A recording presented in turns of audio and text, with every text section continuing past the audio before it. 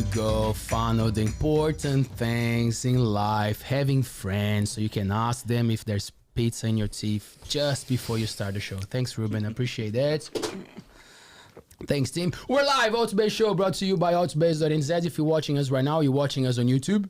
So make sure to subscribe to our channel. That supports the team so we can keep bringing cool people to chat. Okay? We bring people from all over Aotearoa, New Zealand, which is a pleasure for us. We get to learn, we get to chat with cool cats. So thank you so much for subscribing to our platforms. We are on Facebook, Instagram, TikTok, and you will find us on all the leading audio platforms, Spotify, Apple Podcasts, iHeartRadio. Just search for ALTBAYS and you will find us there. Thank you very much. This is show number 195. Wow. Crowd goes wild. It's a lot of work, but it's fun. It's fun. It's fun. Coming to show 200, we got some very special guests tonight, obviously, and yeah, and it's gonna carry on. We have a cool couple of weeks coming up, which we are very excited about. If you are watching us right now, you can see the beautiful cover of the Coromide magazine, issue number 6. It's also behind me, so you see it twice. You're not going crazy. Holding to. This is JT Tahatika, our dear friend, Māori artist. Amazing. Look at his work, man. Wow. We got a lot of cool stuff. So the Coromide magazine, it's a collaborative project. We invite beautiful people from the Coromando to write, to share the thoughts, their ideas, and we also accept submissions from the community. So make sure to, when you find the magazine, make sure to read, see if it's your vibe, because if it's not your vibe, it's fine. You know, you don't have to read.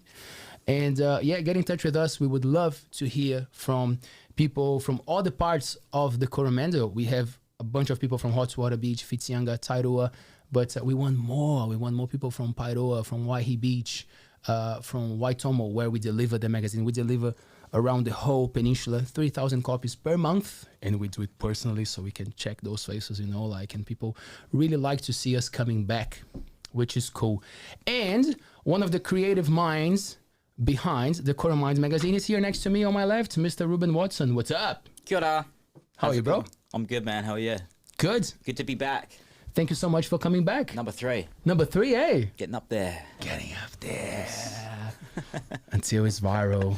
How is the mission of working on Coromide, man? You do some beautiful stuff. Man. Thank you so much. Cool. By the way, cool. It's been a fun project to be a part of. So excited to be part of the team and helping out there. You guys are doing some awesome stuff. So been really cool. You get to read the stuff before it's released. Some cool articles. Yeah, I get the inside scoop.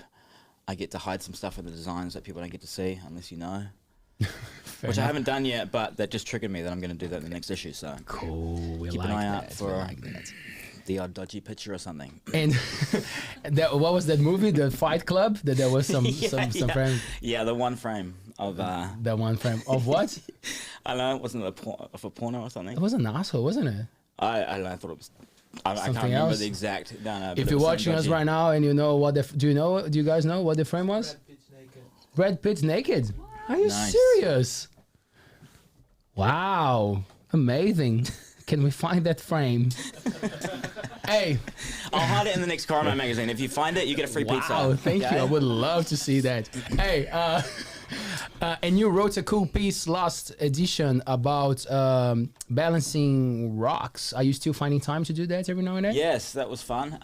Still doing that a bit every now and then. Got to be calm weather to do that. But the last week has been actually really nice. So I popped out a couple of times down, usually at Hot Water Beach, just down on the rocks there. Yeah, stacking some stones, getting the chill vibe going.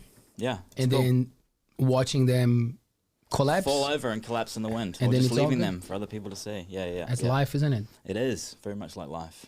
It's a beautiful article, by the way. So cool. For the people who missed the printed version of issue number 5, it's online. Coromide.nz, cool article, and you did the audio version as well, eh? My beautiful voice. Beautiful voice. Yeah, boy. Oh man, yes. Okay, enough chit chats. We're here with Mr. Swizl Jager. Kia ora, bro. Kia ora, boys. Kia ora. How we going? Good, man. How are you? Oh, a little bit tired. Yeah? But Good tired. Have you been screaming all day? I have been screaming all day. Oh my Pause. Pause. I've been recording music all day. Good. Yeah. Nice. Yeah. How's it going? It was mean. It was good fun. Haven't done any screaming in a long time. Mm-hmm. I usually just do hip hop stuff or like raps and stuff, but trying to get back into some metal. Is that originally what you were kind of into? Yeah, I started in like hardcore bands and then new metal bands and stuff, and then I sort of stopped doing music for like 5 years and realized I needed an outlet, and then just started rapping. Yeah, it's way easier. You don't have anyone else to organize. Yeah, yeah. You know, it's just yourself. Yeah, yeah, yeah. So you can't blame the drummer for being out of time or the guitarist for not turning up. You know, it's just you. That's you. So yeah, I when like that. when the creativity comes to you, like, do you have a moment of like, oh, I'm gonna try to write some rap, so I'm gonna go for metal, or the way that it comes, it's what happens, and then you see where it's taking you? Yeah, sort of. It's always different. So like sometimes I'll sit down with a topic in mind and then go, look, I need to do this, so I'm gonna do it.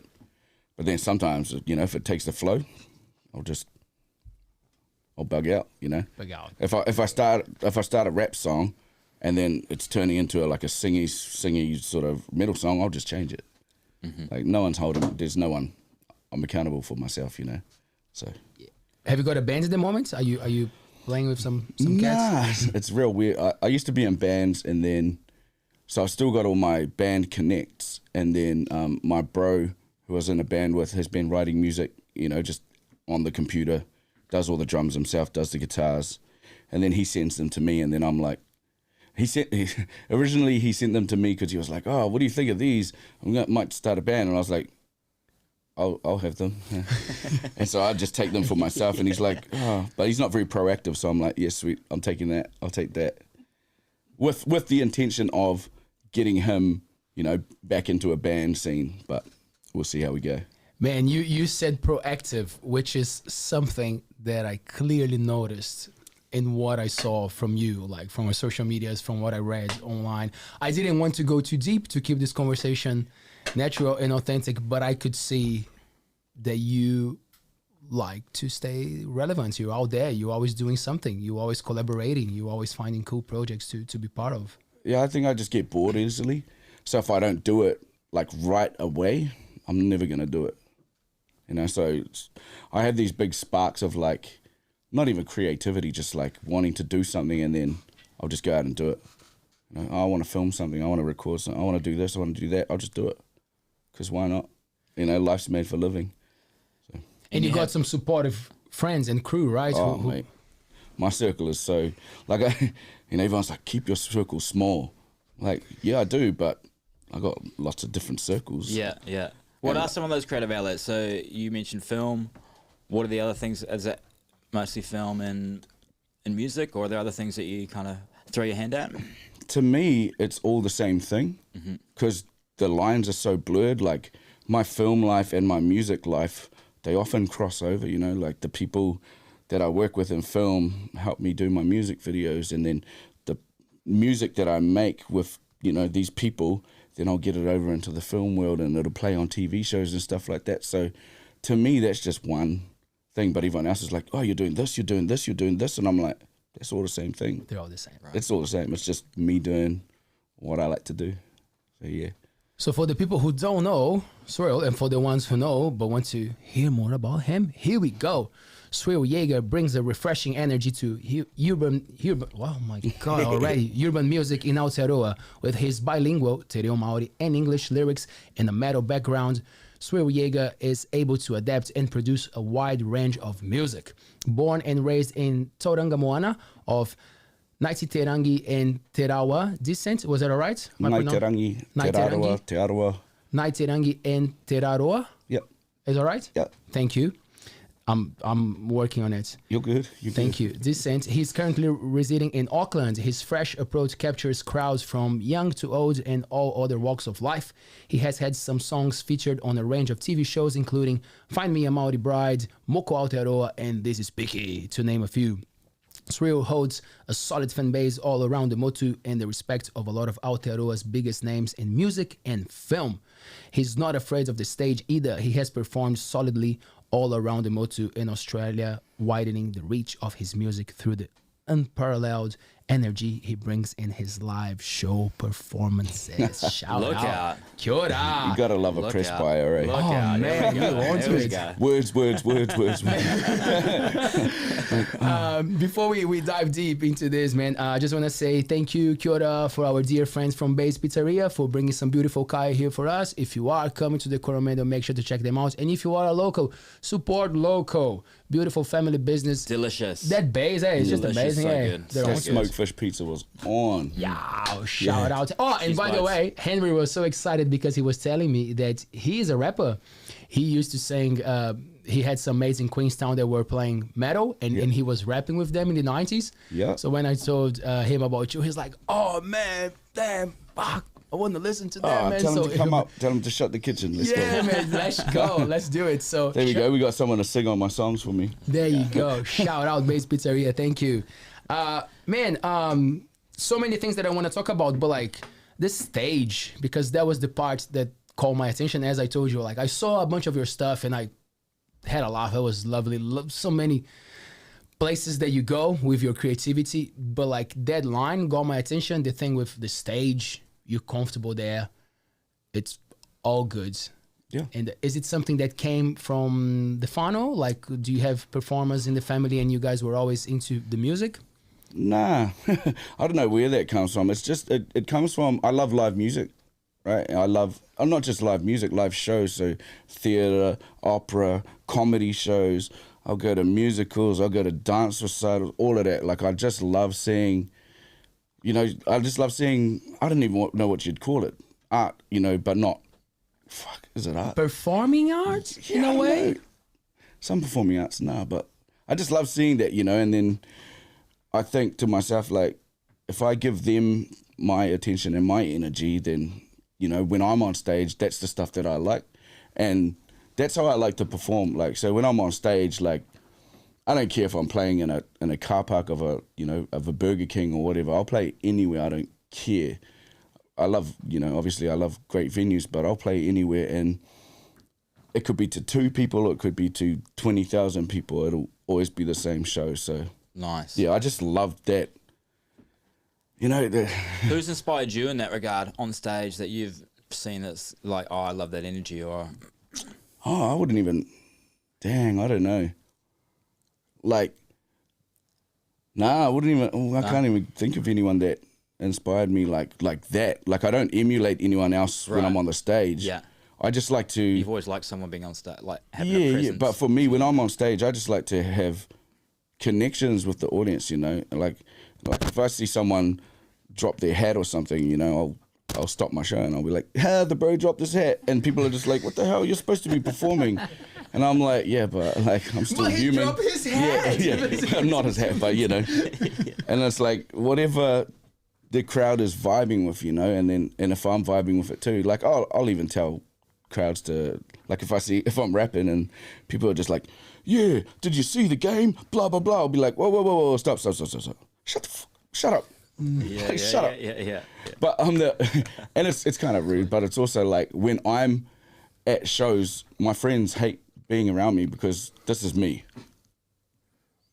And they're like, "Oh, blah, blah, blah." I'm like, Shush. like, just shut up. Yeah. Wait till the break. Wait for the middle of the song. Yes. Like, I'm trying to, unless it's shit, then I'm just like, yeah, bro.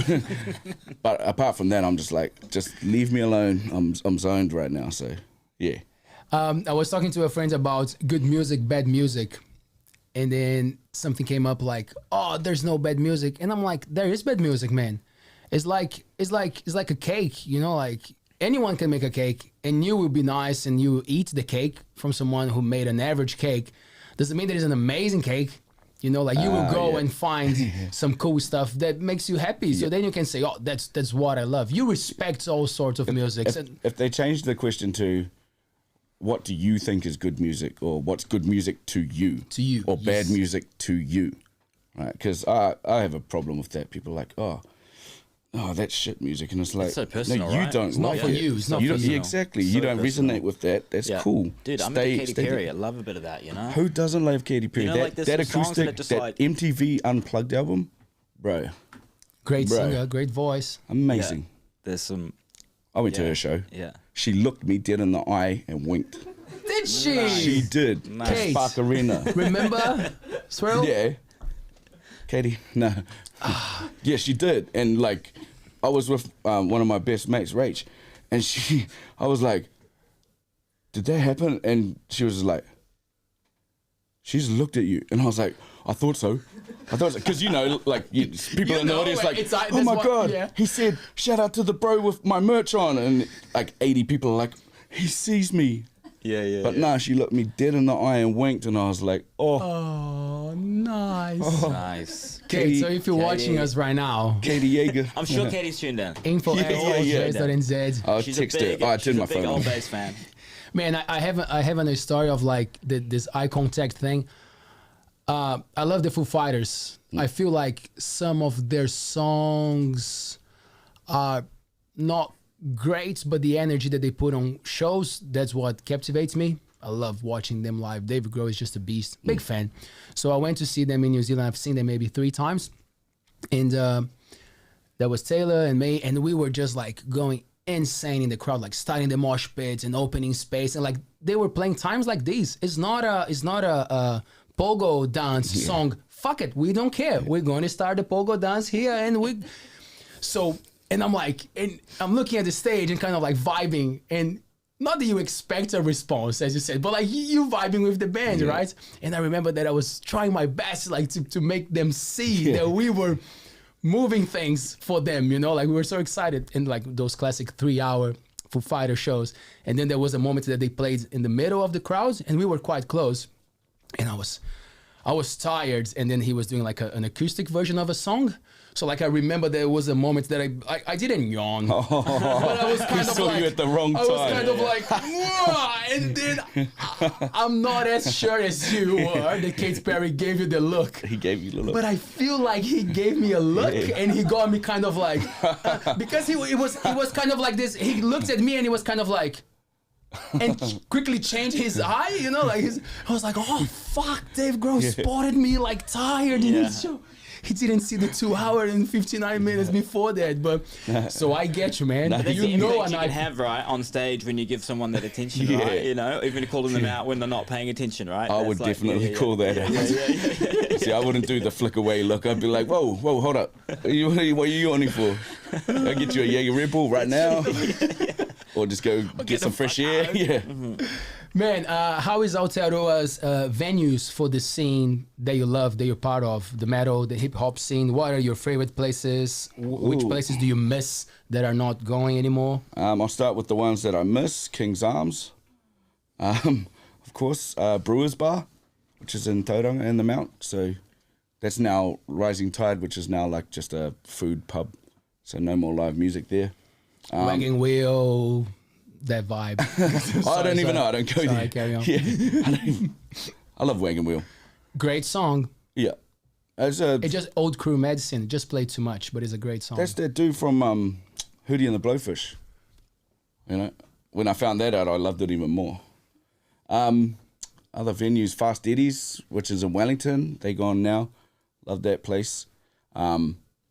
But yeah, I usually play at Ding Dong Lounge in Auckland. Shout out. Yeah, shout out. Whammy Bar, Neck of the Woods, all dope venues with mean sound. I played the Power Station once. That was mean. Yeah? Mean. Was that like, what was the night? What was happening on that night? I was jumped up with a band called Shepherd's Rain. Yes. A Polynesian metal band. Yes. They were part of, I think it was the Devilskin tour. So I got to play a couple of songs with them at that venue, and it was mean. Nice. Yeah, I love the smaller venues. I just played last place in Hamilton. That place was mean. Yeah? Like the food was so good as well, and the staff were lovely. But the sound coming out of that system, it's like a tiny little, it's like a hallway. But it sounded so good. What's the name again, bro? Last place. Last Place. Yeah, in Hamilton. Yeah. Heaps of venues, man, dang. 12 Bar in Christchurch. Dang. Too many. 12 Bar. Yeah. Where is that in Christchurch? St. Asaph Street or Asaph. I don't know how to pronounce Christchurch words. Is it like a private bar in a high rise? No. Nah. I know that one. That's they're getting shut down because of the neighbours. I can't remember. Right, okay. Can't remember what it's called. Yeah. But yeah. 12 bar, okay. Nah, 12 bar, it's like, they have like, I think it's 3 bars in close proximity, and they all like, it's sort of one place, but separate places as well. Oh, okay.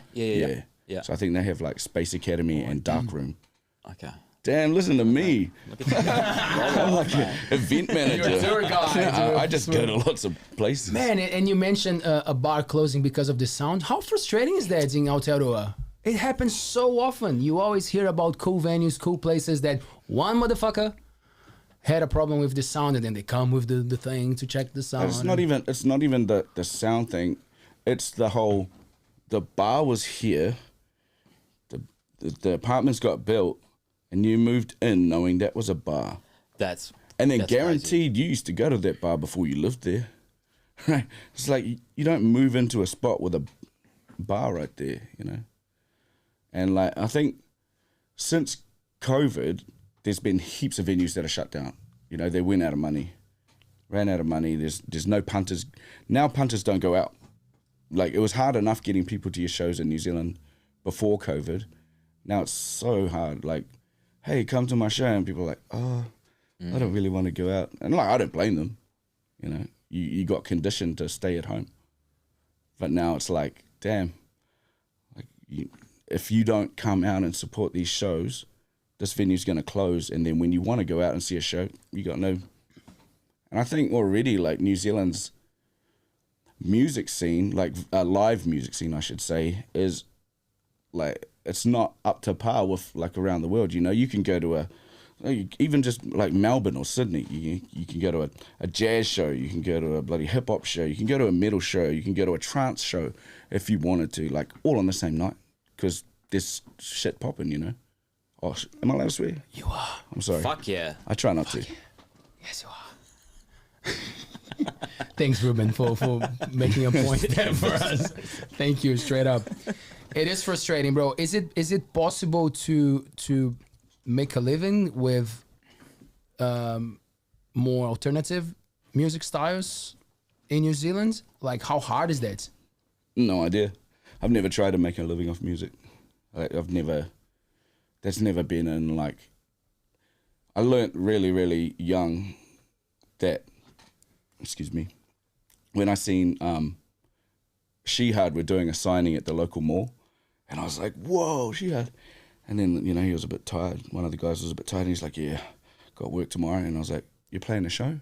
He's like, no, I work at some other CD store. And I was like, but you're in Shehad. He's like, yeah, we still got jobs. It's like, wait, what?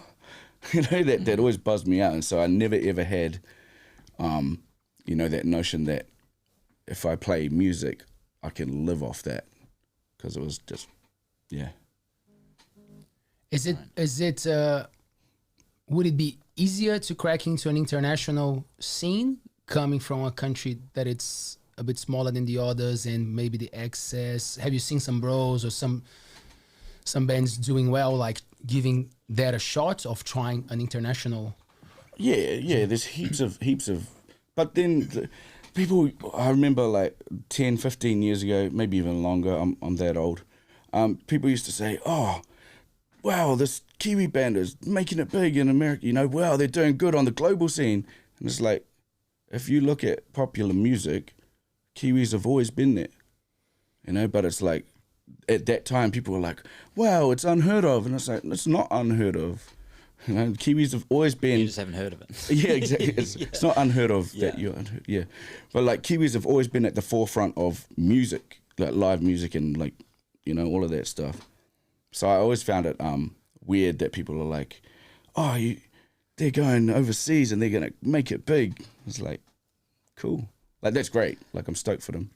But I wouldn't know about like cracking the overseas market. I've never tried it myself, and that's not really my, you know, that's not in my vision. You played in Australia though? Oh, I play heaps in Australia. Shout out Madhouse.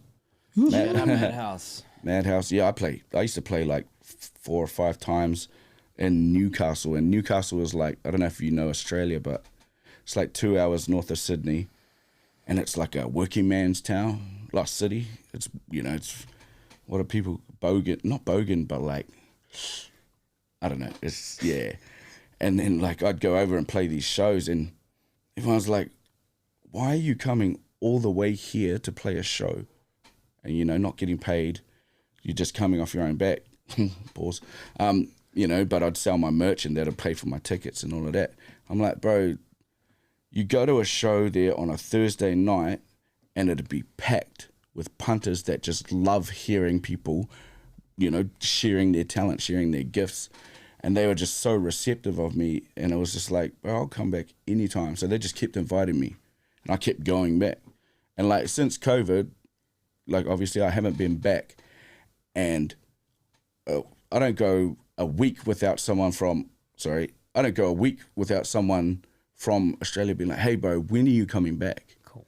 You know, like I think for ages I had more of a an audience. I was looking at my stats, I had more of an audience in Australia than I did in Tauranga, where I'm from, you know, where all of my people are.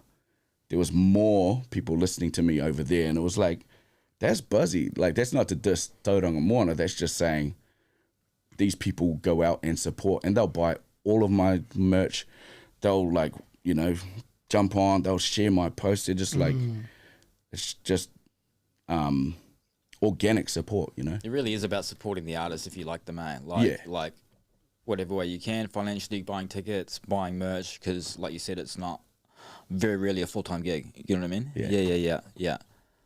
And this thing with the local, like expecting or hoping that the locals, the people from your area will support you. I'm learning that with the things that we're doing here now, because sometimes I'm like, not ungrateful, but sometimes I'm like, damn, you know, like where's the local support? And I'm like, well, why am I hoping that all the locals will appreciate what I do? You know, like there will be people from all the areas that probably will appreciate even more because they like what I'm doing. So my job is to go, as you're saying, find these people. Where are they? Where's the people who appreciate the things that I do? Makes more sense. And don't focus on the ones that aren't supported, because it's easy to look around you and go, hey, why aren't you? And it's because you sort of have to go away from your people for them to be like, yeah, we know them. Like, I was there. And that's the typical story. Like, you always see it in people's stories, like, oh, no one supported me.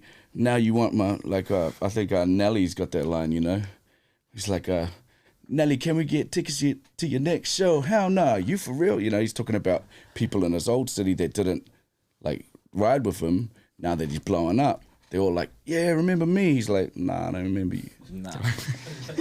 You were the guy yawning at my gig, bro. Yeah. Nah, Dave Grohl told me about you. God damn. Sorry, Dave. Fuck, man. Love your music, man. Good choice for new drummer as well, by the way. Great drummer. Have you seen that? Did you see the new Nah, Dave drummer? just told me about today. Yeah. What's his name, Dave? Do you Josh remember? Freese. Josh Freese. Yeah. Homework. We got Dave Rhodes here in the studio, by the way, and Shabana. How fancy are we? Oh, thank you. He played with everybody, man. He played with a bunch of cool top bands, man. So yeah. And like, this is 100% me, like, talking shit and hoping a little bit, because I think that would be amazing. But Taylor Hawkins' son played some songs with them, so maybe they're just waiting for him to grow a little bit, to go on a tour, you know, like, so to put someone solid there to keep the vibe going, and then you bring the little one. Have you guys seen those videos of it? Amazing. Have you? No. Taylor Hawkins' son playing the tribute. The drummer from Foo Fighters who passed? Not particularly, no. Passed away, big loss. But then his son played some songs with the band, like 16-year-olds. Right, wow. Rocked, man. Yeah, that would be that would be meant. Yeah. My hero, right? There it goes. Yeah, and he's like playing with passion, you know? Because it was quite soon after his dad died, eh? Like months. Yeah. Dang. That was awesome. Yeah. That was awesome. Man, your whānau, you speak te reo fluently. How is that thing? Or no? No, I don't. I'm Dutch. You're No, I'm Dutch? playing. He's like, my whole show. God No. I'm prepared for this. No. No, my whānau, it's out of it. Like, my mum and my nan spoke te reo, and I went to Koanga Reo and, you know, did kapaka and all of that, and was in the reo units at school. My dad, like, this is his story, and you should get him on. He's an amazing man now. Dad, you're invited. Yeah. Dad. Rob. Rob. Hey. Yeah, there we go. Inside jokes for everyone at home. But like he was raised, you know, in that era of you don't speak Māori, you're not Māori, don't be Māori. So he sort of like, you know, wouldn't let us speak Māori in the house and blah, blah, blah for ages. And then one day he just saw the pain in our faces when we tried to kōrero Māori, and he was like, don't speak that Maori shit. He's Māori, obviously. And then we were just like, oh, and then he tells the story where he goes, oh, shit, okay, do your karakia or whatever. And we just lit up, and he was like, oh, shit, maybe there's something to this Maori shit, as then he would have said.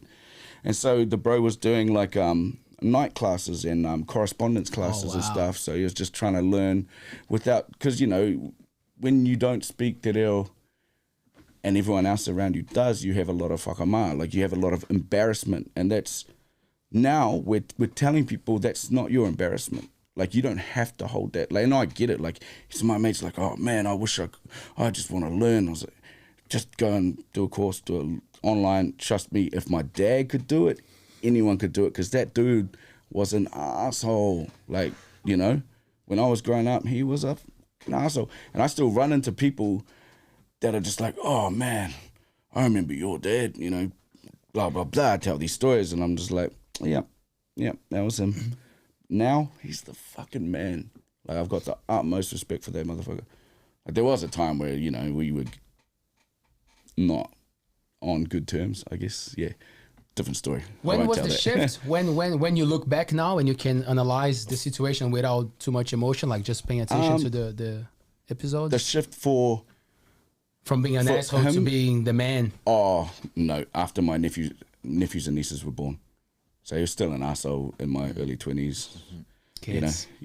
But I think it was because, you know, we had so much water under the bridge, not as a father and son, just, you know, as people. You know, people, you have tiffs. So we had enough water under the bridge, so that was our relationship, and we just carried along on that path. And so that's how it was. And then when my nephews and nieces came along, you know, he starts to soften up, and then you'd go home and I would, you know, I'd be like, ah, fuck, you know, this guy. And then I'd see him with my nephews and nieces, and I'd be like, the hell? Like, who's this man? Who are you? Right. And it's like, you know what? People change, so why should I hold on to a version that's not there anymore? You know, Rob, you know, that was Rob. He's not Rob anymore. He's Pirini. So it's like, I'm not going to call you that. I'm not going to judge you by what you used to do. I mean, I still remember it, and I'll still tell that story because it's relevant sometimes. But seeing him with my nephews and nieces, seeing the work he does for the community, not just the Māori community, but the community as a whole. Like, he runs night classes he used to run these night classes, Reo speaking night classes for anyone. Anyone who would turn up at 6 o'clock on a Tuesday or Wednesday night, whatever it was, anyone. You walk in that door, he'll teach you te reo. But he won't just say, here's your pepeha, or here's this. He would go right to the basics. He would break you down and build you back up. And there's, same with my mum, like, she does the same thing. She runs a kohanga reo. My dad works as a social worker, I think. So he's gone from not knowing te reo at all to now teaching it fluently. Zero. To now... Not just teaching it fluently, but running master's classes. Yeah. Wow. You know? Yeah. And impressive. And same with my mum. Like, they're just mad advocates. Like, I wrote an EP. But it must feel good as well. There must be it must feel, I'm imagining it must feel good, like shunning that your whole life and then coming back into that, which is your truth, you know? Yeah. I imagine that must be energizing. And that, well, that's why. Yeah. That's why I just chose to not think of that other version of him, because it's like, this man, the man that's here today, got rid of all of that mamai. You know, there might be still little bits there, I don't know. Like, I don't talk about it because it's like, he's doing his thing. Like, we don't need to dwell on the past when there's so much good shit that he's doing. So it's like, let's forget all of that shit. Let's focus on the good shit that you're doing for not your family or not yourself, for everyone. And it's crazy. It's crazy to think, because people from the past will see him and they'll just be like, hey, remember? And it's like, well, we don't talk about that shit. Like, this is where we are. And they're just like, huh? You? And there's so many people that That's cool. have transformed their lives because of him and because of my mum. Like, people still come to me, you know, I'll be in the clubs, I'll be at a rave or something, and someone will come to me and be like, are you Fire Ronnie's boy? And I'm like, yeah. And they're like, oh, I still remember the song she used to teach me in primary school. And I'm just like, because she used to just go around to primary schools, sing a little song, off to the next class, sing a little song. You know, like, she wasn't a teacher there. She was like a, I don't know what you call them, but I don't know if schools still have them. Excuse me, but, pardon me. Someone will come in and you'll sing some Māori songs and then they'll leave. I think it's probably more than that now, but, you know, and that's what my mum used to do, and yeah. And that's the thing, not even, like you said, oh, let's forget about, like, maybe not even forgetting, but like understanding that it's brought him here. It's brought him where he is, and you guys can look at it and understand, like, wow, people change. Yeah. I can change, you know, like we can all be better, because then you skip that part of the judgment and just having like the bad feelings, or like, oh, that hurt me. Well, it did, but like, look at us now. Yeah. You know, like, so it might help to give a chance to someone who maybe did you wrong as well. You know, like that thing of like getting inspired by someone's change. Well, it definitely helps. Like, it wasn't all roses, you know. It wasn't just like it helps that we had such a big falling out that I didn't talk to my parents for a whole year. Oh, wow. Now, coming from a very whānau-orientated, you know, unit, to break that, you know, there was just too much, I found out I'd been wronged, and there was too much of it, and I try to reconcile, I try to say, hey, look, this has been done, and what I was given wasn't acceptable to me. It was, oh, well, you don't have to talk to us then. And I was like, no, this is your chance to apologize and to make it better. They're like, oh, whatever. It's like, what? Fuck, I can be stubborn too, watch this. And so I didn't talk to them for like a whole year. They'd ring, I'd answer the phone just in case someone, you know, had passed away or something had happened to someone. Answer the phone, what? They'd be like, oh no, I just want to talk. Boop. And it was breaking their hearts, and I loved that it was breaking their hearts. But it was also breaking my heart. Like, I was being an arsehole. It was not a good time. It was a good time, but, you know, it was ruining lives. Yeah. So I just decided, nah, this ain't it. Well, after one very, very bad night, I was just like, this ain't it. That's not how it's supposed to be. And I called them, I said, I'm coming home for a week. And they were like, really? I was like, yep. Did they turn it off? No. Yeah. No. I would have deserved that too. No, they welcomed me with open arms, and I said, no, before we start, we're going to sit down and talk. And they'd say things. And the problem with me is I got a mad memory. It's not photographic. It's like, you know, I remember shit so vividly. And they'd be like, oh, no, this happened, and you did this. And I was like, no, this happened. And they was like, oh, yeah, that's right. Right. And I was like, Yeah. and they're like, oh, no, fuck, we fucked up. And I was like, cool, that's all I wanted. Yes. And they were just like, we're sorry. And I'm like, I'm sorry too. Done. Move the fuck on. Let it go. Yeah. Yeah. Fuck. Swizl Jager album's coming out. We're going to keep it lighthearted. What did you put in this? Nah. It's beautiful, brother. Thanks for sharing that. You know, No, like that's cool. I feel like when the story is empowering you, it's making you be someone better. You know, like, it has to be shared, because you inspire someone who right now is avoiding talking to dad, or even worse, is talking but is not giving a fuck. Like, has no heart, has no intentions. You know, like, it might be even worse when you're being fake. To your family, you know, like, so if you're taking a break and not talking, it's a big risk, because someone might drop dead tonight. But good table, solid. But that's true, right? Steve Carell is in the game. For the ones without headphones, Taylor is playing with his effect.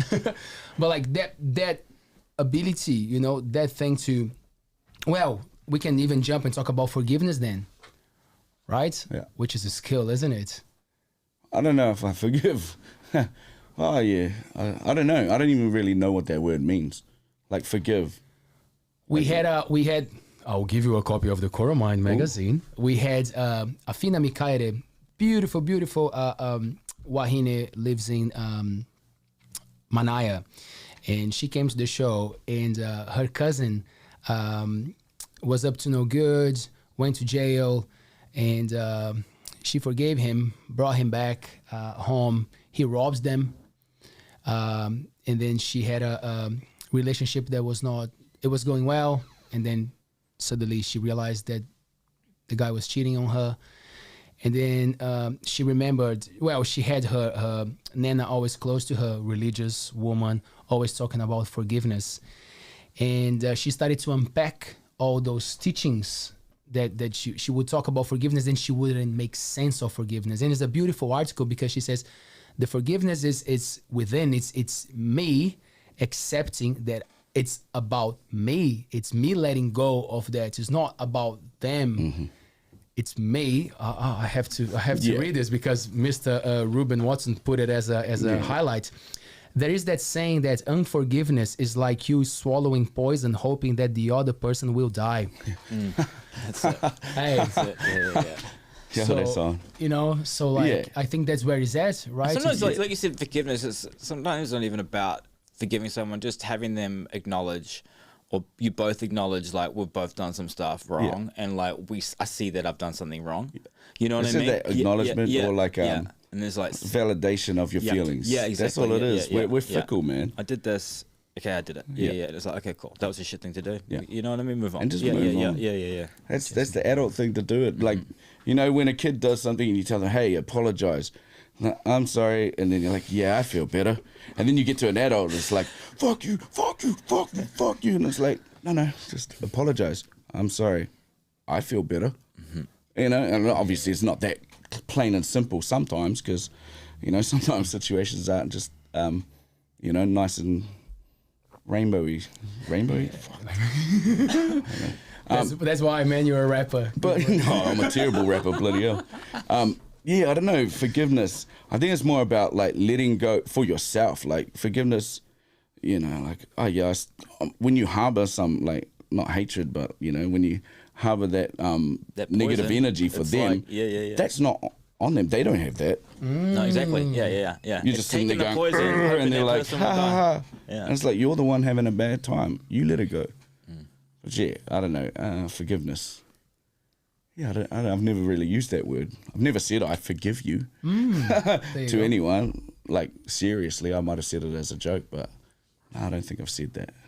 Yeah, it only came more to my attention after having a chat and asking her to write. Well, that's why these things are good, because then you pick up on concepts that you've never really thought about too much, you know? Especially because I'm not religious, so a lot of the terms and the teachings I opposed for years. I wouldn't even care about it. And then at the end of the day, if you read the book as a plain book that has no dogma, no doctrine or whatever, it's just like, do good, be good. And then if you take those values, they're just values, right? But they've got a different name. If you take that value and apply it to this, then I was taught someone who really, really helped me with my just relationships, my bro, Illa Mike.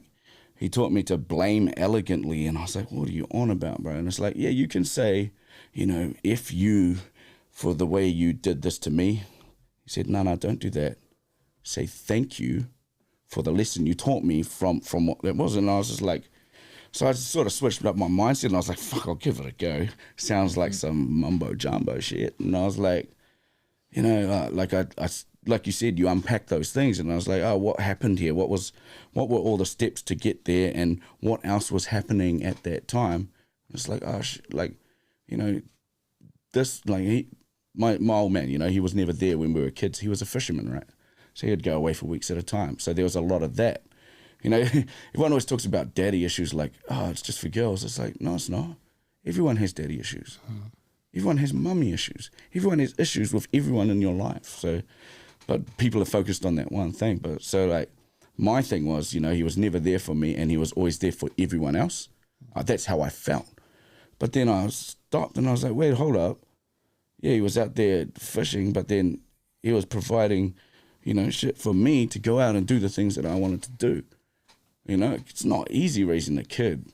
Not that I've had to do it, but I know it's not easy, you know, and especially when you're harboring a lot of hurt from something else, as well as a society that's judging you because, you know, you don't look like the typical person that's in that neighborhood or in these social situations, you know. So you've got all of that, but you're trying to keep a brave face, and it's like, yeah. So I went back and I unpacked a lot of stuff and went, no, actually, thank you for doing what you did to provide for me and my mum and my sisters at the time before my brothers came around, and you know, and then I did that to all of my relationships at that time. I was like, no, you know what, like, you know, the bro stole a bunch of shit off me. I'm like, you know what, thank you for having my back, blah blah blah, thank you for blah blah. And he was just like, but wait, so you're not, I mean, I can get it back, and it just changed, and everything started being, you know, not like everything, but like things were just more positive when you had that positive mindset. Well, a different way of looking at a situation, right? Yeah. Different, because I think as society, as the way that we operate, like we have some reactions that are expected. Yeah. You know, and when you flip that, when you choose to look from a different perspective, that's why the thing you say, like, in the worst case scenario, you're learning a lesson. Yeah. Oh, that's it, right? And like, so many people get hung up on ex-partners or whatever, and it's like, look, man, that person either showed you, like, you know, something you needed to learn, that you were better than what you were getting, or like, you know, like, there's so much to learn from those. And like, I'm, you know, good friends with all my exes and stuff like that. It's always been a priority to be like, that's what you think. No, I think you answered me, but they'll agree with that. But are you friends with their boyfriends though? Hey, I'm still friends with their boyfriend. Yeah. No, but there's so those, especially those relationships as well. They're like, they teach you so much, and it's like to harbor that kind of resentment, I think, is like so detrimental moving forward into other relationships. You know, like those are big ones. Yeah, if you can let those go or learn the lessons from those, and like appreciate that what this person did for you, and then even if it hurt you, put that on the next one. Yeah, exactly. Even if it hurt you, like, what did it teach you to be stronger or to blah blah blah, build better boundaries? Like, look at what you've learned from it, and take that forward to the next relationship instead of harboring bullshit. Hard out. Yeah. Let's unpack the friends with ex-girlfriend. No, I'm joking. What do you know? No, because I say that sometimes, and then a friend called me out. He was like, "Oh, there's this lady. I think you had something, and she's not happy with you." An ex, and I called her, and I was like, "Oh, sorry, I thought we were all good," and she's like, "Oh, it was not like the way that I thought things would go, and I think you had an impression that everything was all good. So I'm glad you calling." You know, so that was a cool thing. You know, from a weird situation, I had to be brave to call her again. What had you done?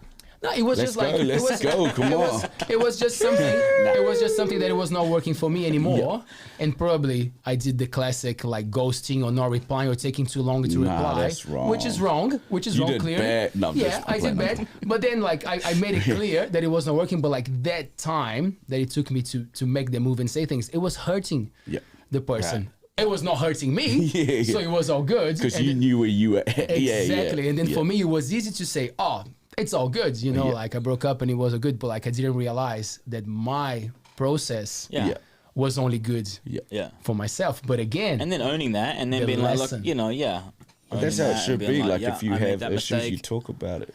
talk about it. You talk about, obviously process it for yourself if you need to, but don't leave the other people out. That goes for everything. Like, you know, a shitty workmate, you know, like it's like you can't just moan to the other people that they're not doing their job properly. You know, you have to go and say, hey, someone needs to tell them that they're not doing it right, or I will tell them how to do it right. And with love, though, not with like... Honesty is the best policy, guys. Come on. Yeah. There you go. I love this. It's so true, though, man. Like, the more honest you can be and real with people, the better it is for everybody. Yeah. Everybody involved. Even if it hurts them, what you're saying, if it comes from an honest place and it's not intended to hurt, you know, like breaking up with someone that you've been with for too long. Me, Like, you know what I mean? Like, Pardon me. letting them go. You know what I mean? Like, that's better for both of you, even though it sucks. Yeah. Like, honesty. Guys, we're selling life coach courses. So if anyone out there, It'll be raps Swizl, Reuben, with bongos. Check it. You gotta leave that muff. No, I don't rap like that, by the way. bro, before the ex-girlfriends start calling us here. No, let them call. let Let's them- bring them in. Yeah, can we get Colin here? No. Man, I'm just gonna go back. I've been here for 10 years. Well done. Thank you. I know, right? I love learning about Te Reo Māori, about Māori culture, about the language, because I'm not great at it. I'm trying to learn. But the thing is, because it's fresh for me, I feel like it's amazing, you know, like, wow, beautiful, wow, it's so good. Like, New Zealand really supports Te Reo Māori. And then I will go on TikTok. Yeah. And there's like white guys meet at church. What's the name of that living? What's the name of that town? I'm not even gonna say I don't know that what the out fuck is into going the on. universe. And they're like, they don't let Maori come in. I'm like, come on, don't ruin my dream, my image Yeah. that this country is Yeah. beautiful. Yeah. Supporting. Like, so anyway, I'm just venting now. Fuck you, motherfuckers. What the fuck is wrong with you? Fuck off. Yeah. So you go to another country and expect not to see the, like, you know, the different languages?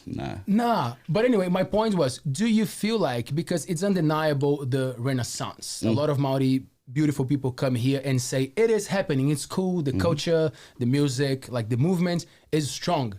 And sometimes you need the motherfuckers because it makes you even stronger, unfortunately, but it's strong.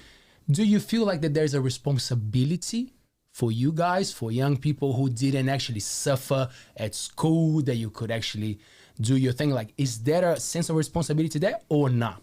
I don't know how old you think I'm. I didn't ask that. Yeah, there was that. You're not that I old, was bro. there. Yeah, I was there when it was not. Oh yeah? Yeah. Oh, even better. So tell me. Tell me. Not better. You know what I mean, right? You have I a know. story to tell. Yeah. It's, I don't remember the question, but If personally, like, I'm not. For me personally, I can only speak for myself. There's no responsibility for me to teach anyone te reo. There's no responsibility for me to speak te reo when you know, to people. There's no responsibility for me to do any of that, but we choose to anyway. You know, it's not a responsibility because, you know, is it a responsibility for Reuben to teach everyone in here English? Is that your responsibility? No. Just because you speak, you know. Yeah. So it's just I what think you are. It's who you a lot are. of Māori have an issue with the way I think, because the way I go about it is like, you know, oh yeah, te reo. I'm just like, if we keep putting it on this pedestal, then it's gonna be out of reach for some people. You know, I'm just gonna keep doing it. This shit is normal. Everything I do is normal. This moho, this mataora, this matatuhua, it's normal. You know, my nephews and nieces grow up, they see it, they hear it. They don't think twice. They don't go, Oh, you're speaking te reo. they don't do that, right? It's just normal. You're just speaking. Yeah, and like right. that's not to takahi anyone's mana who, you know, put in the mahi in the background, you know, getting it to that level, because we're at that level where for me personally, I'm thinking for the future where it's normal. You don't even think about it. You know, you don't go to Brazil, right, and people are speaking Portuguese and you're like, whoa, everyone here speaks Portuguese. Wow. You know, it's just normal. So that's where I'm at for it, me personally. And I understand that people are still fighting because there's so many issues, but I feel like for me, my way of fighting is my music. Like I'll make my songs and people are like, oh, I don't want to listen to that Maori shit. And there's been people that listen to it and they go, it's not actually bad. What are you saying? Like, oh, well, which part do you want to know? They're like, oh, I don't know what I said. Okay, I will just try and tell me. They're like, oh, ka, fa, fifi. And I'm like, oh, this bit. And I'll tell them. And they're just like, wow, that's pretty cool. Mm-hmm. Like, yeah, see, you might have switched a little bit. And then even right, I work in film and TV. Like it's one of my jobs. This has been on me and with me it's come to my skin for 2 years now. Before I got it, people were telling me don't do it. Oh no, don't. Maori people? Some Maori. Oh, I've still got Maori friends that won't, but that's not their journey. They don't want to do that. That's cool. Not every single Maori has to speak Maori. Not every single Maori has to wear moko. Not every single Maori like fishes. You know, not every single Maori eats mussels and oysters, and you know, we're all human, right? Not everyone. And like I liken it back in the days. I throw it way back, and they're like, oh, well, oh, you're not very Maori. Oh, you don't know the matariki. You don't know the stars. Oh, you don't know the constellations. I was just like, our ancestors didn't know every single part of Maori, like Maoritanga, you know, just like. You know, you don't know every single thing about whitianga. You know, there's things you don't know. And so when people are like, oh, what do you mean? What do you mean you don't know that song? I'm more Maori than you. It's like, no, you know what you know. I know what I know. Like, I'm going to do what I do. You do what you do. But I'm not going to sit there and go. It's not a competition. Yeah. Right? Yeah. It's like, I mean, it's like yeah, I'm rooting for you. If if you're inspiring a whole bunch of people doing your thing, and I'm inspiring a bunch of people doing my thing, and I'm not doing your thing, and you're getting pissed off at me for doing that. It's like, but that's yours. Like, sure, I'll do it, and won't give them the right information or whatever. But yeah, I forgot the original question, but it was something about tangent conversation. No, right? that's me though. Like I always tell people, like, when you interview me, rein me in. Otherwise, I'll just it's good. I'll be like, yeah, and then it rains, and then it's like, why are you talking about the rain? Yeah. But something about a responsibility. That's right. Nah, I don't. For me personally, I don't feel like there's a responsibility. Yeah, I think people should just live their lives. Whatever's true to you, whatever's like inspiring to you, or what do you want to do? Like, yeah, I don't know. No one should be feeling the pressure to do anything other than what comes naturally, I guess. Yeah, and even for like it's really hard because, you know, there's not enough of our men on the marae that speak, and so everyone's putting all of the pressure on the ones that do speak on the marae, and I'm like, damn, like these koros are going to their graves because they're so busy. They're going from hui to hui, from tangi to tangi, and you know, a koha is that's nice, but this person is not going to work because they're doing all of these, like, you know, events and stuff, and it's running them ragged.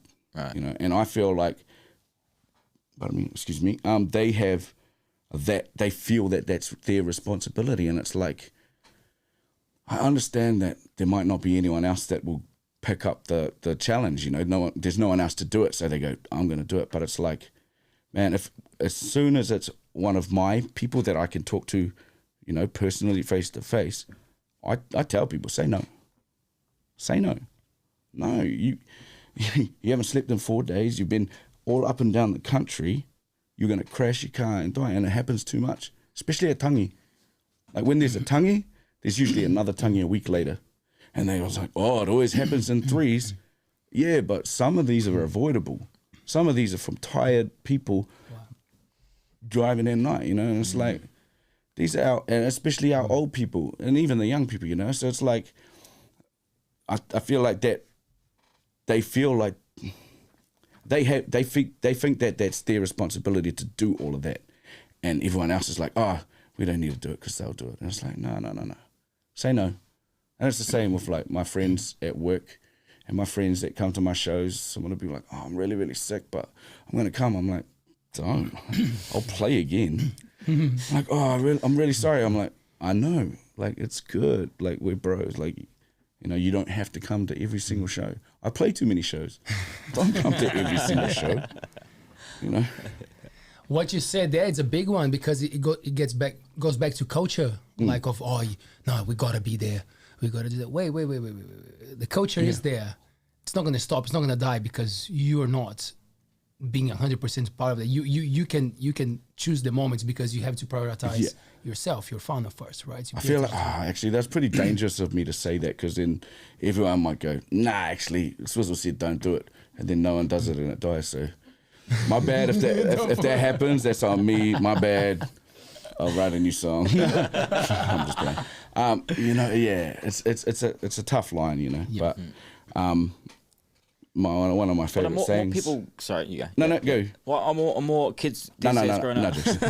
No. Like, obviously, are more kids growing up are speaking Te Reo now? Like, is it a lot more? Like, do we know? Or Well, I feel like at least at school, there's a push. I can't relate to anything before the time that I was there, right, but it's present. And from the time that I've been here hosting this for 1 year, talking to people from different generations, used to be pretty tough, right? Used to be like, no, shut up, no. So I was worse than that, but yeah. It's like beating and stuff. Yeah. So by working in a space that I see actually support, like where is the Te Reo in this subject, you know, like it feels like, and just by talking to the kids, like little kids come and throw the words like perfect vowel pronunciation of I, A, O. I'm like, oh, cool. There's some work being done here. This is legit. That's good. Definitely. Definitely. And like, you know, you got to give it up for like, there's heaps of just Māori programming, you know, there's Māori TV. We have our own,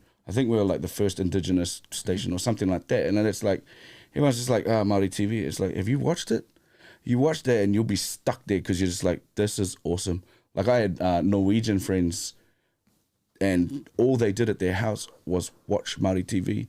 And I thought they were joking, and then they'd like come and conversate with me. I'm like, that is fucking dope. Right. And like lots of Māori music, you know, and good music, not just like for the sake of being Māori music. You know, there was lots of gimmicky stuff like, oh, yep, it's in Māori is like almost tokenistic. And now there's lots of people, I think there's the right people overseeing everything, just making sure it's the right stuff and it's done the right way. So yeah, that's a cool thing. And then like TV shows in Te Reo, like Ahikaroa, you know, it's a show that I've worked on since season 1, and I'll continue supporting that show, not because the money's mean, not because of anything else, except that, man, if I was a teenager or a rangatahi and that show was on, you know, and like I hear some of these songs. This is on Māori TV? Yeah. What's the show about? I don't is know, it on Māori TV? I actually don't know. I don't know much about programming networking, but it's basically a It was called, sorry again? Ahikaroa. Ahikaroa. Yeah, it's a show like it's like a drama, like a youth drama with mostly Te Reo, but not in a way where it's like only Te Reo. It's more like, you know, how we normally live. We speak both languages, right? But it's raunchy. It's crazy, like the stuff that they get up to, and it pisses off some of the old people, and that's how you know it's good, right? Because the like kids love it. Yeah. No, the old people hate it. They're just like, it's TVNZ, bro. TVNZ Plus.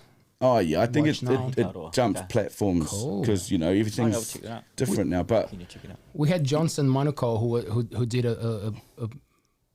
some apparition or something, like he was part of an episode or two. So yeah, man. Who's that? Johnson Monaco, young Māori actor, young fella, just starting his career, doing great, doing a lot of drama, a lot of theater. Oh yeah, jumping on TV every now and then. Oh man. Yeah. So yeah, and the actors are great. Like obviously they didn't come from a lot of the main cast, right? They didn't. There was no shows before it, so you couldn't come from another show and then, you know, be a professional.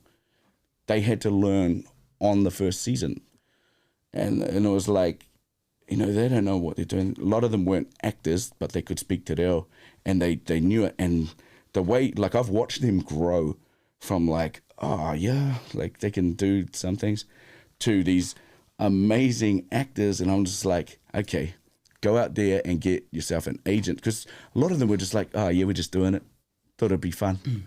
It's like, no, you're an actor now, and they're like, no, I'm not. Like, you're an actor. Like, this is like, you're really, really good. And I can say that. I work with so many actors, and, you know, generally someone will come in and you're just like, oof, nope. And then other people come in and you're just like, whoa, you know, and it's like, yeah. And because I tell the truth, if one of the note ones goes, oh, how was that? I'll just be like, nope. But yeah, so I'm Straight like, up, bro. please don't talk to me. Oh shit! If you're an actor, don't talk to me. There you go.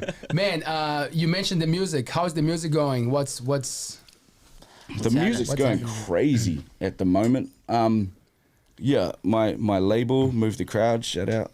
Yeah, they're just putting in heaps of work, and so am I. Obviously, I have to do it, but releasing singles every single month, just working, making music videos, making content, just going handy with it. And so, yeah, it's been really, really cool. Like, I don't think I've ever been this active making music, because I've always just been lazy. Like, I've been doing this thing for years, and everyone's just like, yeah, but I've been complacent. I've been happy with the level I was at. Like, people are just like, oh, you should be playing festivals, you should be doing this. Like, oh yeah, when they call me, I will. So when, like, I wait for the call instead of go out and being proactive with that stuff. So I just like playing shows with any bands that'll have me play. Pardon me. Yeah, so it's going crazy at the moment. Like, I just played some shows with Slimovich on his tour, and the crowd was so responsive. Like, we did Hamilton and Auckland, and the crowds were off the chain, and like, people were coming up, just like my followers went boom, and they were just like, bro, that was the meanest shit. I've never seen Te Reo raps, but then also I've never seen it done where it's just like, you're not like, look at me, I'm rapping in Te Reo. You're just normal. They're just normal. like, oh shit, Yeah. He's shit, just rapping. it's a Māori. Oh, I'm vibing. Like, oh shit, and that's what I go for. And like, yeah, it was such a amazing show that the boys were just like, oh man, when are you coming to Christchurch? And I was like, oh, when you invite me. And they were like, yeah, man, you've got to come to Christchurch. I was like, yeah, invite me. They're like, oh man, yeah, because our last show is in Christchurch in July on the 29th. And I was like, oh, yep. Like, man, I wish you could play that. And I said, invite me. And they were like, would you come? And I was like, invite me. And like, come to Christchurch. And I was like, done. I was like, wait, hold up, let me check that date. Let me tell you, in the morning, and that morning I woke up and I checked all my emails. I was like, nothing on that date. Jumped on the Air New Zealand app, saw that I had like 320 Air Points dollars. And I was like, I'm not using that anywhere else. That's my flight. So it's a free trip. I'm going down there to support the boys and just to play live. Like, the crowd was crazy. I've never had, like, I was texting all my mates. I was like my mates that weren't there that couldn't make it. How was the show? I was like, bro, best crowd ever. Like, the energy reciprocation was second to none for me, for any shows that I've played. And that's high for me to say, because that's always my shows. Like, my shows are always like that, but this was like next level. And then everyone's like, oh, you were so entertaining. I was like, I don't think I was. I think I was just doing what I normally do, you know? Like I was having a conversation on the street, but that's what they like. So I'm like, sweet, let's keep it going.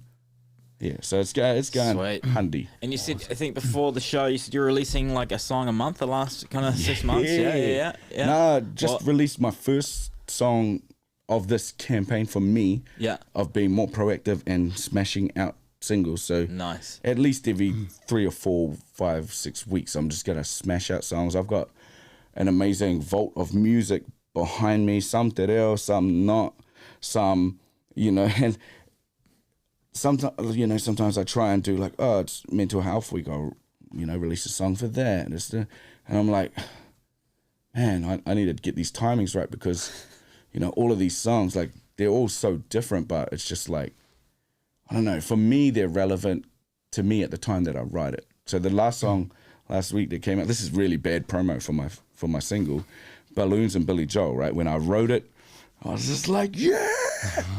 And now I'm like, I released today, I'm like, I don't even really like that song anymore. Like, you know, which sucks. Right. But like, and they're like, oh, come on, we got to push the song. I'm like, oh, do we really? But I'm like, oh. And then I played it in Hamilton on Friday night. I never ever played it live. And I played it and people were just like, that song was dope. And I was like, really? So it's like, it's not about how I feel about the song. It's about, they haven't heard it before. You know, It's so new I'm for like, them. oh It's new shit. for them. Yeah. And then I changed my set on Saturday night, because I was like, oh, actually I'm going to play my song that's coming out in July, just because I knew a lot of the crowd in Auckland knew that I was working on that song. So I did that for them. And after the show, people were going, how come you didn't play Balloons and Billy Joel? And I was like, what, you know that song? And they're like, yeah, it's your latest single. It's like, they're like, bro, I thought you were going to play it. It's such a mean song. And then my bro, Ash, shout out Ash, texts me today. He's like, bro, the cadence, I couldn't see the rest of the message. I was driving, but he was like, on that song, mean. And I was like, oh, shit. He's like, the delivery and stuff. I was like, oh, like I hold that to my heart. Like that's so cool to hear that, you know, something to me, I think I was just like, eh. And everyone else is like, mean. Like, oh, all right, stop saying meh. Start saying mean. I'm not gonna be the guy asking you to throw some lines of the songs that maybe you're not the biggest fan, but I would love to listen to some lines of whatever you want to share, bro. Of which one? Of that song? Oh. That's what I mean. I won't be the guy to say, give us some lines of the ones that you're not a big fan of, but one that you love maybe. Pick something, man. And I'll beatbox for you, bro. We're ready. Which one? Of a song I like or a song I don't like? Yours. You pick. You got the space, man. You got the mic. Yeah, on the spot. That's how we do it. No pressure. Oh, shit. Hey. It's Jager, man. I'm hunting them out. If they talking shit, they better wipe their mouth and then brush their teeth before hitting the mic. Cause that's that shit I just can't stand. Triple OG, my grown man. I get an oath if thinking you could do the math. That's 30. Dumb cunt. I'm a wise man with no trust fund. That means I'm a force to be reckoned with. Never been threatened by a kids that record shit. And I ain't no motherfucker talking shit about me. Put it on Elohim, Mr. LEZ. Do you really want it with me? Nah. Fuck it with the military. You know, a soldier in the street that'll take you in the face and I'll pet you in to eat. Fuck, I fucked that. I was like, that'll take you in the face and I'll punch them out to eat. Nah, it's that'll punch them in the face and I'll take them out to eat. You know I ain't joking either. Give an inch, they'll take a meter, but I'm the ruler. Remember that, I'm IGT, that panda gang. Military grind team, that's my team. Got 'em looking like a possum in a high beam. My rhyme team possibly got you thinking that I'm in your house, come and find me, but you won't find me, cause I am hiding probably in a mom's bed. No t-shirt on and a G-string off to the side with my finger in spider, smiling and whispering. Nice.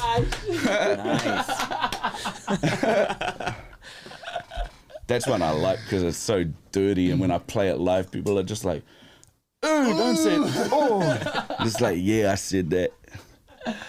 And your, it doesn't have to be the latest, but one that you're very fond of. I know it's kind of like choosing your favorite child, but like one in Te Reo that you are very proud of, that you really love the work that you did. Yeah, a Te Reo song. So like, there's been heaps that like got heaps of attention because they were like, one of them, I won't do this one because I've already done it many other times before. Te Reo ones that I haven't done. I Love You, that was dope. Shoot, I don't know. At the moment, my focus is on Reo Rua, so it's like bilingual stuff, like twos. Nice. And just like, not just Reo, but like Māori values and Māori worldview stuff, you know, so people are just like, whoa, buzzy, you know, so yeah, shit, I don't know. Oh, yeah. It's not really a rap, there's called Badminton. Shout out Ray on the beat. Oh, I saw that video clip. Yeah, it's a cool video clip, man. Yeah, shout out Todd for directing that. That's one of my bros, like at work. He was like a focus puller and he's trying to get into, you know, making, you know, beautiful stuff, and he's the man, and he's a camera operator now on like big Hollywood movies and shit, the man. But he hit me up, he's like, man, would you consider me making you a music video? And I was like, of course, mate. Like, so we had to sit down. I've never had one of those before. Like, he's like, oh, I'm imagining this, and I was like, bro, let's do it. And like, you know, he got in like crew, he pulled in favors from like Panavision or whatever, like all of the rental companies, and everyone came together and we made that video, and it was just like, it was buzzy for me because it was the first time where I had no hands in it. Like, I wasn't producing it, I wasn't directing it, I wasn't editing it, I wasn't doing all of that, I was just there. So I rocked up and people were like, oh, can I get you anything? I'm like, no, this is my, like, they just treated me like, you know, you're the, I was like, this is buzzy because talent. Yeah, because I work with these people. Yeah. You know, and usually they're like, hey, you shut the fuck up. And I'm like, you shut the fuck up. And then now they're like, hey, man. I'm just like, and they're like, I didn't know you rapped. I'm like, no, I don't go around telling people I rap because I don't like that. I don't know, it's not like a humble thing, it's more like a, I don't know, like when I walked in here, you know, I don't say, hey, I'm Swizl. And everywhere I go, I don't say, hey, I'm Swizl. Unless someone says Swizl, then I'm like, yeah, nikura. And they're just like, oh, I thought it was Swizl. I'm like, you know. Yeah. Te Reo song, yeah, badminton. And it's, I just like the subject matter because it was like a sort of hidden sort of FTP. Like you talked about your hidden stuff in your pictures, but not in that one.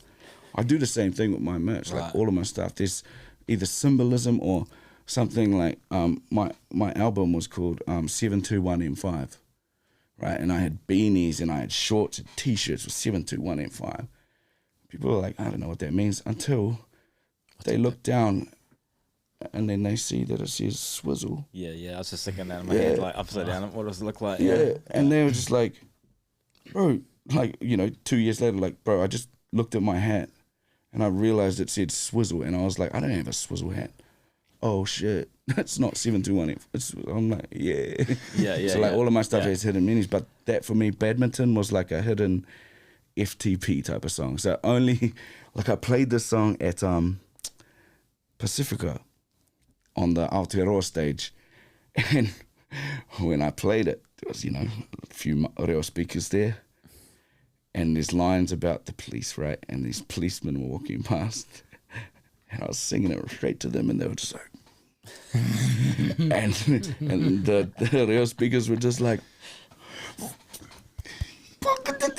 you just said fuck you, and they were like, hey, they don't understand That's funny. Yeah. That's quite a good I don't know. Can you throw those lines for us, please? So the start is sort of like talking about how you shouldn't go out at night because that's when the bad things happen. Like that's when the bad people are doing the work, right?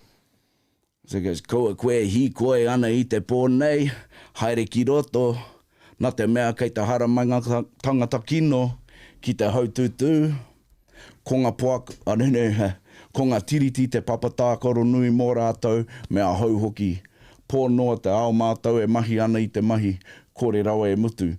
And it's like, you know, it's just like, it's the setup for the song, and then the hook comes in, ka whawhai tonu mātou mō ake, mate atu he te kura, ara mai rā he te kura. So the way I used those old sayings was that the people doing that will always be doing that. Like there's always going to be that sort of things, those sort of things happening in the underworld. If you get rid of some, they're just going to grow again. So. And then the second verse is, ko te whaiwhai a te prihi mana. And then the ad-libs in the background, I'm like, so like, te prihi mana, me te kawanatanga. Like no other rappers has fart noises in their tracks. And it goes, ko ngā puaka ngā kai aru ki ēnei taone, te wā nui, tēnā, te pō he anga prihi mana, e poro ana, I te kaki o te taniwha, engari, te rapi no I te kiko o te taniwha, tēnā po he tēnā, ngā unaunahi nui a te taniwha, e kore e werohia e rātou, kore rawa e mutu, kore rawa e mutu, kore rawa, ka whawhai. And basically that's like the enemy or the people doing wrong in my eyes. Like you think these people doing illegal activities are the bad guys, but to me, the main perpetrators of injustices to me and my people have been the police and the government, right? So the bad guys to me are the police and the government. The police, I call them poaka in that song. Shout out to my little brother, he's a cop. He knows. It's always FTP. Love you by FTP. Okay. Nice. What was I saying? The pigs are the hunters in this urban jungle, you know, pig hunters, but the pigs are the hunters here because they're the ones that are, what's that word when you make inciting? You know, they're inciting that shit. And the shit is they get the people to become cops to go. Yeah, and then like, oh, yep, those are your people, you go do it. And it's like, oof, indoctrination shit, you know. the police, pia mana me te ko ngā pākanga kai aru ariki rena hi tāne te wānui, tēnā, te pōheheanga prihimana. So the whack thing about the police is that they try and like take the throat of the taniwha, but they barely scrape the skin. Te rapi noa te kiko taniwha, tēnā pōhehe, tēnā ngā una nahia, te taniwha e koreweo. So like, that's just stupid because like the thing that you think, you think you're winning, but the scales of the taniwha are so strong that you're not winning. You're just, so I was just sort of like, how to say it?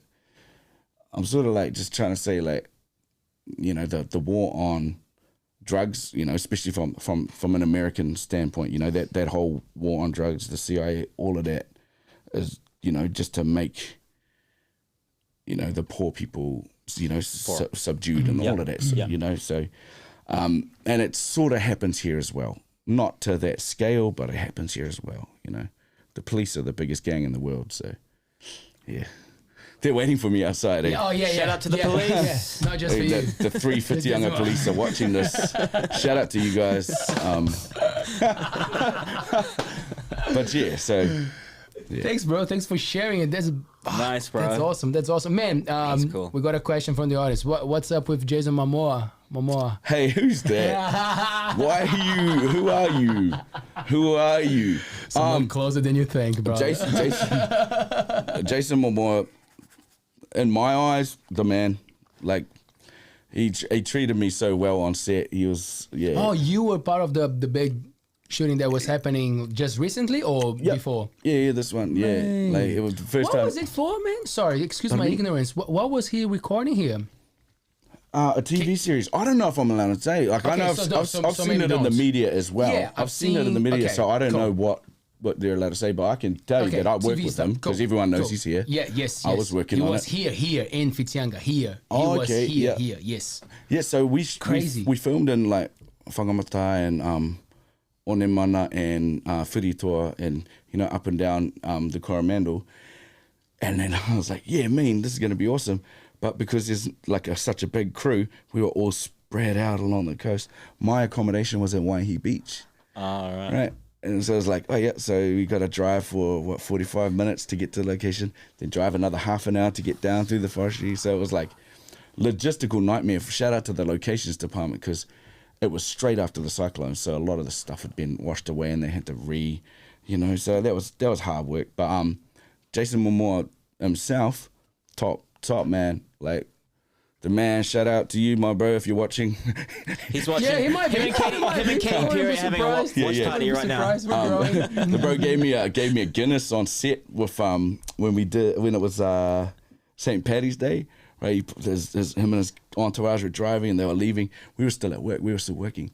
He screams out. He's like, "Stop the fucking cars!" They all stopped. He jumps out. He's like, "St. Patrick's Day, man." He's like, "Guinness?" And I was like, "Oh, yeah." And I grabbed it. And then like they drove off and I realized, shit, no one else going. Like the whole crew's still there. I was like, shit. I don't want to be. I'm not gonna walk around like Yeah. I was like, oh shit, stashed it in the. Nah, fuck. Yeah. No, I stashed it and I just didn't say anything. And then the rest of the sound crew came, and then some of the camera crew came running over and they're like, "What did he give you?" And I was like, "Oh no." And they were like, "Who? What happened? They're like, "Oh, Jay just gave him something." And like, "Hey," I was like, "Oh, he gave me a Guinness." And they're like, "Oh," and he was like, "Yeah, but it was just him." And they were like, and I was like, no, this is for the sound crew. So we went and got us some cups, and I was like, shit, we're not allowed to drink at work, so we did it after work. Yeah, obviously, always after work, never in the office. But I was, never on set. One beer, and I was like, you know what?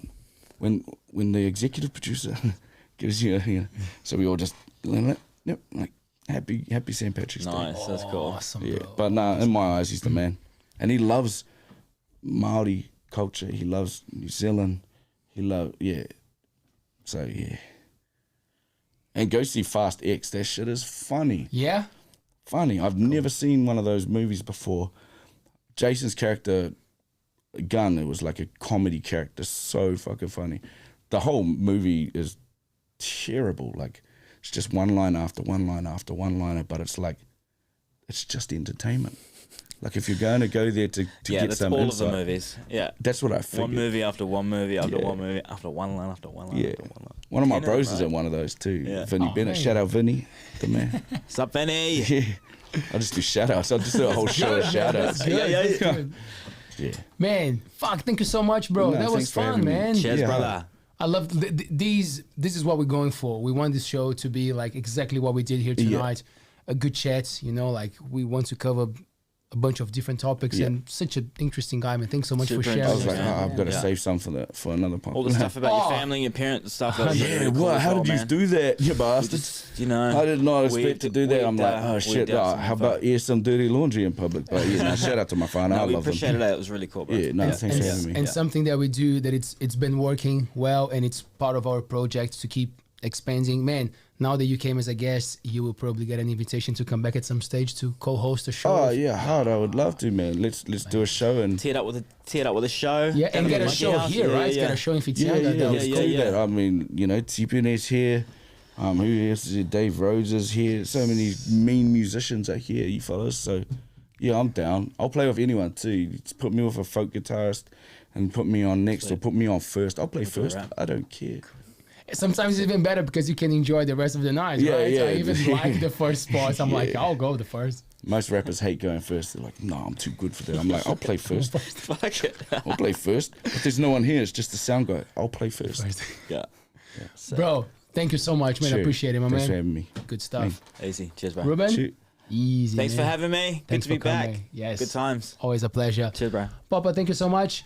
We are back on Thursday with Renee Taylor, speech therapist, doing amazing work with SALT, working with the Moana, taking people out there to do some free diving, which is pretty cool, pretty special. We're going to learn some cool stuff with Renee. And then next week, again, a bunch of cool shows, getting closer to show 200. Thank you so much for everybody who is watching and supporting our platform. Kakite, peace. Ciao.